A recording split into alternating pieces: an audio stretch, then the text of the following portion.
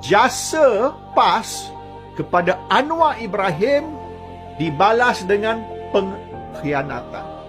Masa kita susah, tak ada orang nak bersama dengan kita. Dan rakyat memerhati ni. Rakyat memerhati bahawa ini adalah satu kumpulan manusia yang benar-benar ikhlas. Kenapa PAS boleh kekal sampai sekarang?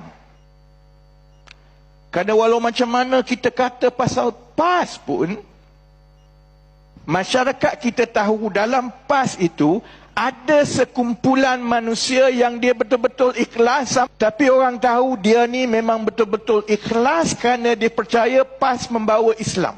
Parti ini layak diberi peluang untuk mentadbir. Itu sejarah kita lah. Sebab itu kalau nak marah saya bimbang. Kalau selepas kita berkuasa